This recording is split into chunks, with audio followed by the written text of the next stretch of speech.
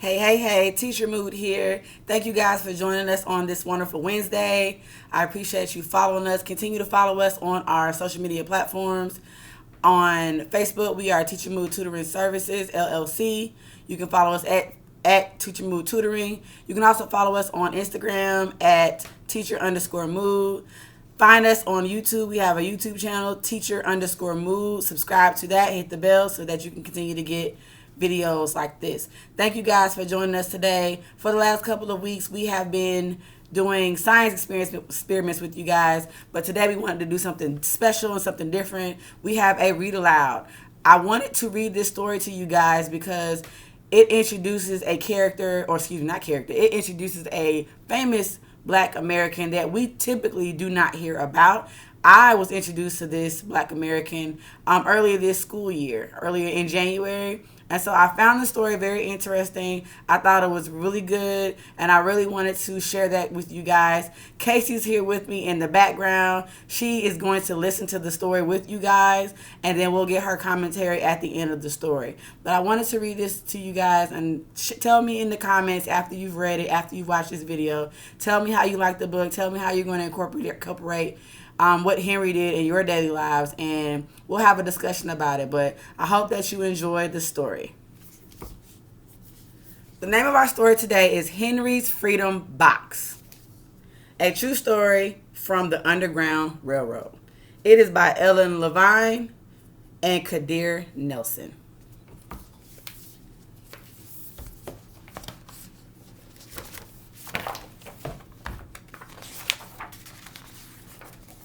Henry's Freedom Box. Henry Brown wasn't sure how old he was.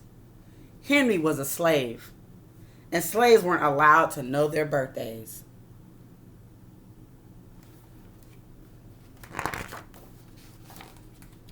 Henry and his brothers and sisters worked in the big house where Master lived. Henry's master had been good to Henry and his family, but Henry's mother knew things could change.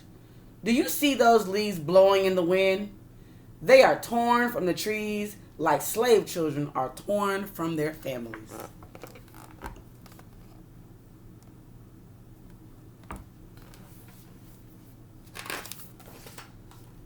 One morning, the master called for Henry and his mother.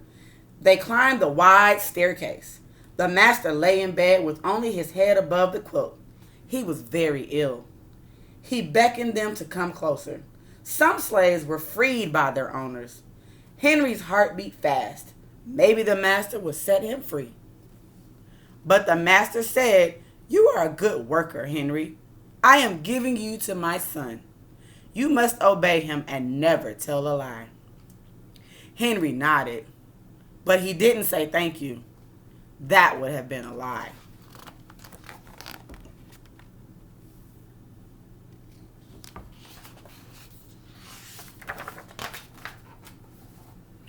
Later that day, Henry watched a bird soar high above the trees. Free bird, happy bird, Henry thought. Henry said goodbye to his family. He looked across the field. The leaves swirled in the wind.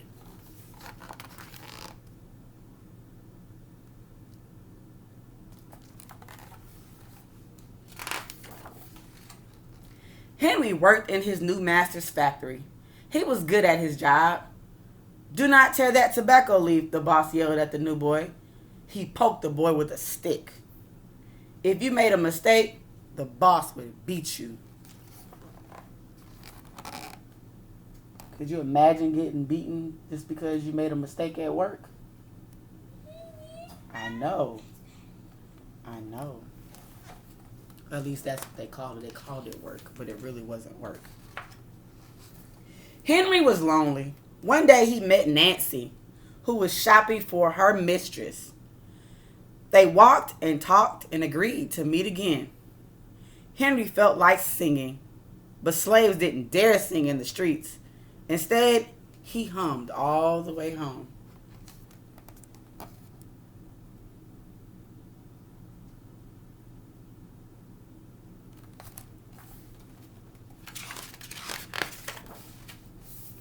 Months later, Henry asked Nancy to be his wife. When both their masters agreed, Henry and Nancy were married. Soon there was a little baby, then another, and then another.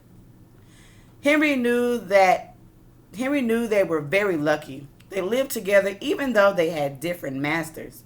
But Nancy was worried. Her master had lost a great deal of money. I'm afraid he will sell all our children, she said. Henry sat very still. Could you imagine a slave owner separating me, you, Dominic, your dad? How would that make you feel?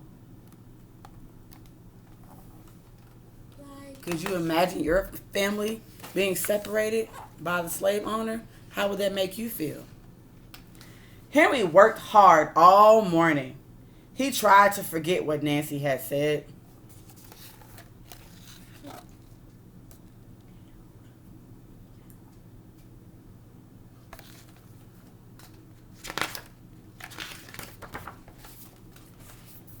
His friend James came into the factory. He whispered to Henry, "Your wife and children were just sold at the slave market." "No!" cried Henry.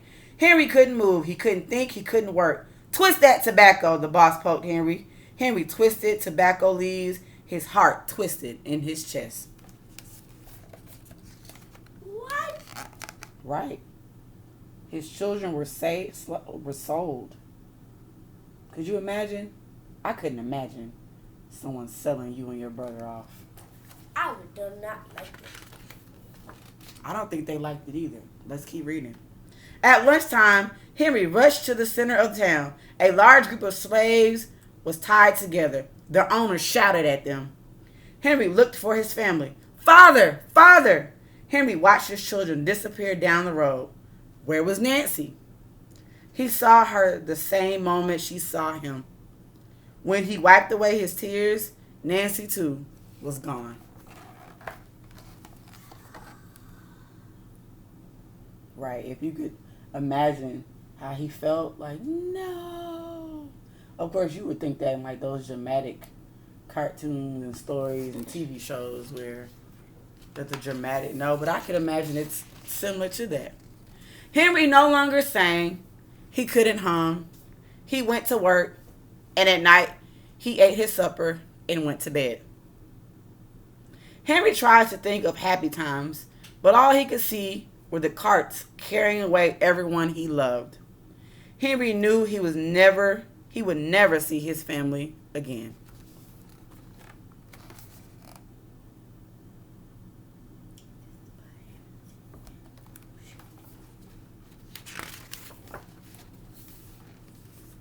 Many weeks passed. One morning, Henry heard singing. A little bird flew out of the tree into the open sky, and Henry thought about being free. But how? As he lifted a crate, he knew the answer. He asked James and Dr. Smith to help him. Dr. Smith was a white man who thought slavery was wrong. They met early the next day at an empty warehouse. Henry arrived with a box. "I will mail myself to a place where there are no slaves," he said. James stared at the box, then at Henry. "What if you cough or someone hears you?"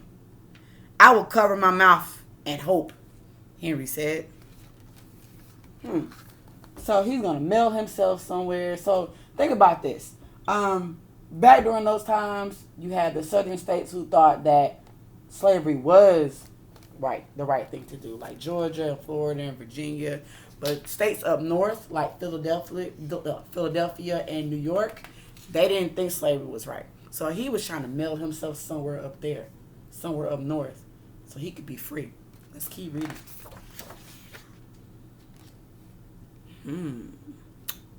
Let's see what happens next. Dr. Smith wrote on the box, "To William H. Johnson, Arch Street, Philadelphia, Pennsylvania." Henry would be delivered to friends in Philadelphia. Then he printed on the crate in big letters, "This side up with care." So Henry placed himself in a box and he mailed it to a friend in Philadelphia, Pennsylvania, up north where slavery was abolished and they were free. So what do you think is going to happen? You think he's going to cough in the box? What happens if he had to go to the bathroom in the box? Eat. You gotta hold it. Hold it, I guess. Let's keep reading. Henry needed an excuse to stay home, or the work boss would think he had run off. James pointed to Henry's sore finger, but Henry knew it wasn't bad enough. He opened a bottle of oil of vitriol. No, cried James. Henry poured it on his hand. You know what vitriol is? Vitriol is it's like a liquid that basically burns the skin off your hands. So he had a small cut on his hand that was already there from when he was working. So he poured it on his finger so that it would pretty much burn the skin off around his finger, or around his hand. So it would make it worse enough for him to stay home and wouldn't have to work. I think that was pretty smart. Hey, some things you got to do in order to get where you want to go. No, cried James. Henry poured it on his hand. It burned his skin to the bone. Now the boss would have to let him stay home. Dr. Smith bandaged Henry's hand. They arranged to meet the next morning at 4 o'clock.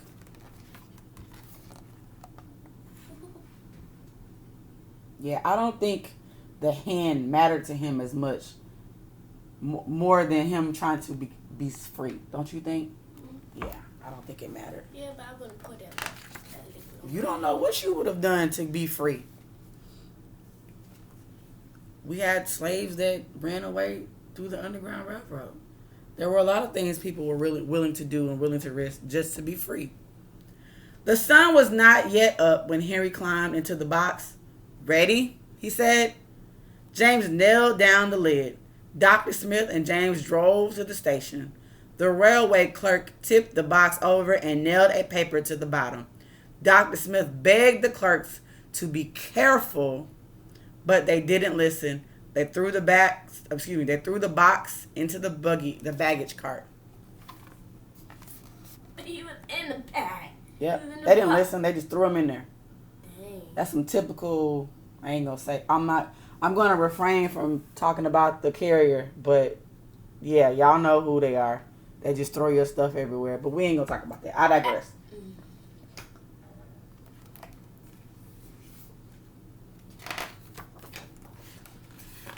Hours passed. Henry was lifted up and thrown again. Upside down, he heard waves splashing. This must be the steamboat headed for Washington, D.C. This ship rode smoothly, but Henry was still upside down.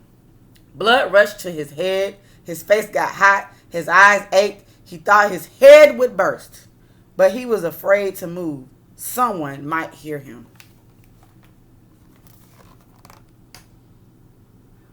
He's squished. Oh, yeah, he was squished. He was squished in that box. I'm tired of standing, someone said. Why don't we move that box and sit on it, said another. Henry held his breath. Could they be talking about his box? Henry was pushed. The box scraped the deck. Now he was on his right side. Now on his left. And suddenly, he was right side up. So he finally got right side up. I know he was relieved. Wouldn't you be relieved if you were being shipped in the box upside down for hours? Yeah.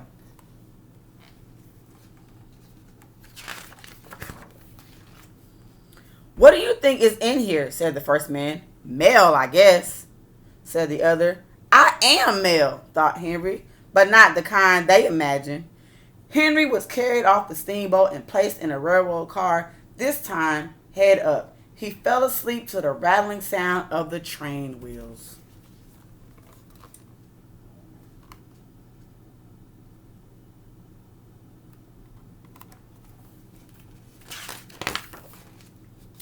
He awoke to loud knocking. Henry, are you all right in there? All right, he answered. The cover was pried open. Henry stretched and stood up. 4 men smiled at him. Welcome to Philadelphia. At last, Henry had a birthday. March 30th, 1849. His first day of freedom. And from that day on, he also had a middle name. Everyone called him Henry Box Brown.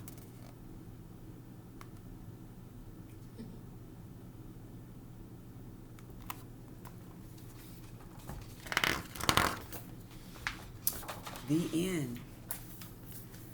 So I hope you guys enjoyed that story. Tell me what you think in the comments. Tell me what you think about Henry's journey. Could you imagine being in such a horrible situation that you were willing to mail yourself to freedom? Could you imagine? I could not imagine having to be in that situation. I think Henry was very brave. He was brave and he was willing to take that risk to get what he needed. I kind of want to know, did he ever see his family again? What do you think? Yeah. Did he ever see his family again? What happened once Henry got to Philadelphia? I wonder if there's a sequel out there or a second book to this. But this is an excellent story to read to your children. It really encourages them to really go for it when things are not going the way that they should go, or they know that they should go. And if you're in a really bad situation where you know it's not right, Henry really thought about this plan like, hey, I think this could work. And he had allies. He had friends to help him. He didn't do it alone. So this is a wonderful book to show encouragement to your children. Again, I did not know who Henry Brown was until this year. Actually, last year, I'm lying. But I really read the story. And it was, I read it to my students, and I read it in a professional development, and this is an awesome story, and I think I loved it. I hope you guys enjoyed it. Again, I'm Miss Thurman of Teacher Mood Tutoring Services, LLC. If you have a rising kindergartner, first grader, second grader, or and not third grader, please look into those services if you're looking for extra assistance with our upcoming school year. Look forward to more videos and more read alouds. Again, follow us on Instagram at teacher_mood. Follow us on Facebook on our Facebook page, Teacher Mood Tutoring Services LLC, or at Teacher Mood Tutoring. Check our website out at teachermoodtutoring.org, and subscribe to our YouTube channel.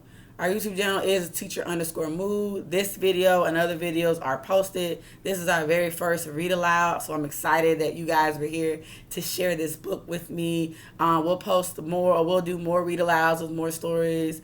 If you have a story that you really like, that you and your child like to read, and that you would like Teacher Mood Tutoring Services to read aloud, please share those in the comments. If there are any other experiments you would like for us to do on Wednesdays, please share those in the comments as well. But thank you so much to everyone who has shared and commented and post our posts for Teacher Mood Tutoring Services. Again, this is one of my favorite books, and I hope you guys enjoyed it. I hope you liked it. So tune in next week when I'm in my teacher mood.